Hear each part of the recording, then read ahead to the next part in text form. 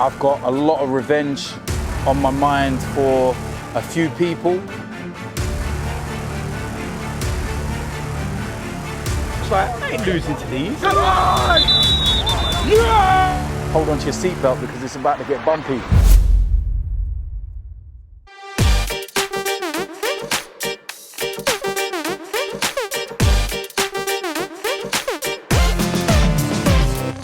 Hello boys and girls, so let's take a look back at the player ratings for yesterday's draw against Spurs. Now, the game itself, 2-0 down, we bring it back to 2-2. We actually went 3-2 in front, but the goal was disallowed through VAR.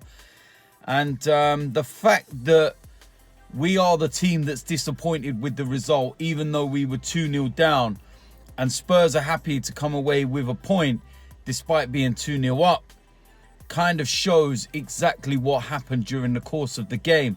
We had an awful opening 20 minutes and things just did not go to plan. An absolutely idiotic, reckless challenge by Granit Xhaka made it an uphill battle. And at 2-0, I suppose the best we could have probably, been hoping for would be a draw. But then the way the second half panned out and the chances we created, you're looking at it and you're thinking to yourself, it's more 2 points dropped than 1 point gained. Like I said, we had a goal disallowed. Hugo Lloris, my word, that was one of the performances of his life yesterday. Some of the saves he made during the game. And if Spurs have got to thank anyone for that, then they're going to have to thank him. You think about incidents towards the end. Spurs were appealing for a penalty. But after watching that back, Harry Kane yet again is trying to fool the referee. It's cheating. It's as simple as that. I felt that Ceballos, when he come on, changed the game. I felt that we set up too cautiously. It was kind of, we got one bit that we wanted with the three main attackers of Pepe, Lacazette and Aubameyang, but then we played three defensive-minded midfielders. So who was actually supplying them? Really strange one. So you're kind of caught in a 50-50. You get what you want, but you don't. You know what I mean? So strange. And even when I'm looking back in it today, I'm looking at it and I'm feeling, yeah, that's definitely 2 points drop. Now, reason why I've waited to do my player ratings is because I wanted to have a look back at the game properly and I wanted to try and give a fair assessment of my markings. I did the player ratings for AFTV and looking back on that, I'd say I'm pretty comfortable with the markings that I gave. There may be a couple that I'll change, but I'm relatively comfortable with what I gave and I think it was a fair assessment given it was pretty quickly after the game when emotions still run high. So yeah, with that said, we're going to start off in goal, Leno. Now, there's going to be question marks over the first goal. Was it his fault? Should he have got a stronger hand to it? What I will say is that all goalkeepers do make mistakes during the course of a season. It wasn't an obvious bad error. It was just something that he will do better next time. But during the course of the game, he made some exceptional saves. There was one at 1-0, which he pulled out. I think it was from Eriksen. And what a save that was. And this guy will win you more points than he will, give away. It's as simple as that. So yeah, for yesterday, I'll give Leno a 6. Going to move into the defence. First of all, on the right-hand side, Ainsley Maitland-Niles, and I felt that he was exposed at times yesterday. I don't think he had a lot of cover, which was an issue. You look at the penalty incident, they got down that side initially, and he got absolutely skinned, to be quite honest with you. And yeah, it's just not a position for him. It really isn't. And the sooner Hector Bellerin comes back, the better. And it's nothing against Maitland-Niles. He's a lovely lad. And I've got no doubt he's got so much potential playing in his preferred position. But it just seems like he's stuck on that right-hand side. And that may well be where he's looking at playing from now on. But only as a cover because he won't be first choice. So for yesterday, I'm going to give Maitland-Niles a 5. Going to go to the left-back position. That was Kolasinac. And Not a great performance. Defensively, he was shocking. I don't think he defended a lot, and he left us exposed so many times. Getting forward, he was lacking that cutting edge. The one time he got into that area and actually delivered, he was offside. And I said this in my interview on AFTV, you cannot be offside when you're looking across the line. It's schoolboy. It's as simple as that. Not a great performance for me. And another one, you know, that I don't feel will be in the side when the likes of Tierney is fit and in the team. So for yesterday, I will give Kolasinac a 5 also. Moving into the centre-back area, first of all, Sokratis. And I think he was the worst out of the two centre-backs. I felt he was rash, he was clumsy, and he was getting caught out a hell of a lot. Not a great performance from me, and I'll give him a 5.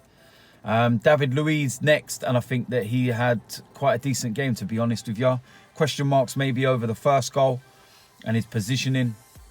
But I felt overall he played really well. He was quite disciplined. His distribution was good in trying to help break the lines that Tottenham were pressing with. And yeah, it was decent. And I'll give him a 6. Going to move into the midfield area. Lucas Torreira, first of all. And that was one of his worst performances for Arsenal. I think we need to revert back to type with Lucas in terms of playing, you know, him as the deepest of the defensive midfield players, not try and get him to be this attacking one. It doesn't work. It really don't. His touch was poor. He just looked off the pace and he looked very, very rusty. And I'm going to give him a 4 for his performance yesterday. I don't think it was good at all. Next player alongside him, Granit Xhaka. And I've said it already, that tackle to give away the penalty was just absolutely scandalous. You just can't go doing that. And if it was a one-off mistake, you could sit there and say, you know what, we move on, hold your hands up. It is what it is. But this is not the first time Granit Xhaka has done this. It's continual over and over again, and I can't defend it anymore. It's just reckless. Now, his second half performance, this is what's so frustrating, because he was really good in the second half. He was controlling so much better. But you will only be remembered for that tackle. Everyone will forget about your overall performance, which wasn't bad. They will remember you for the mistake that ultimately cost us 3 points for the game. It's as simple as that. In my player ratings on AFTV, I gave him a 0 because I was so pissed off at the penalty that he gave away. But like I said, I thought his overall performance was decent, but I'm going to give him low ratings still based on the fact that he was so stupid with what he did with the penalty. And I'll give Granit Xhaka a 3. Next up, we have Guendouzi, and he was my man of the match. He was absolutely superb all over the pitch. His ball that he laid on for Aubameyang's goal was absolutely superb. 20 years old, and he's bossing the midfield in the North London derby like that. Absolutely immense. My man of the match all day long, and he gets a 9. Going to go with the 3 attackers. First of all, we're going to go with Pepe.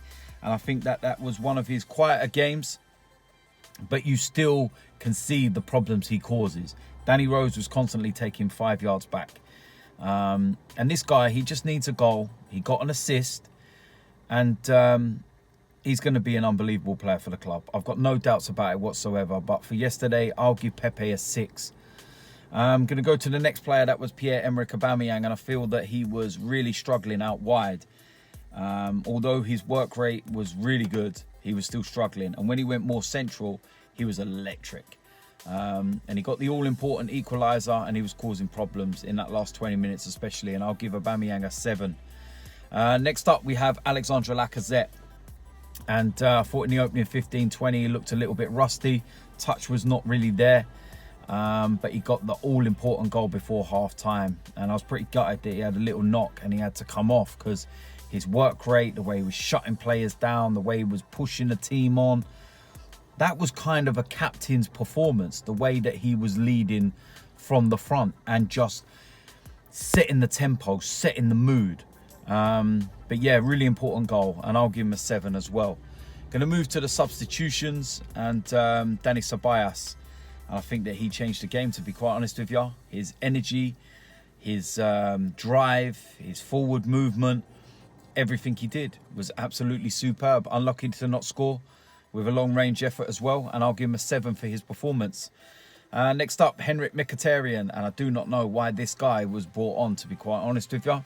He offers nothing. He had so many chances inside the box where the ball was delivered and his touch was awful, or he cut inside, he ran into players.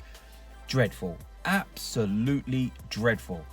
And he just contributed nothing. So he gets 3 for his performance. Manager's rating, Unai Emery. I'm going to give him a 5 because it was kind of half and half. He went with the attacking 3 we wanted, but he went too cautious behind them, too defensive minded. You can't be doing that. Seriously, you can't. And he's going to have to sort it out. He's going to have to get the mix right. He's going to have to find the right solutions. Otherwise, fans will start to get on his back, because when you've got, you know, home games against the likes of Spurs, you shouldn't be playing so defensive minded, so cautious. You can't be doing that. It's not Man City. It's not Liverpool. It's Spurs, for Christ's sake.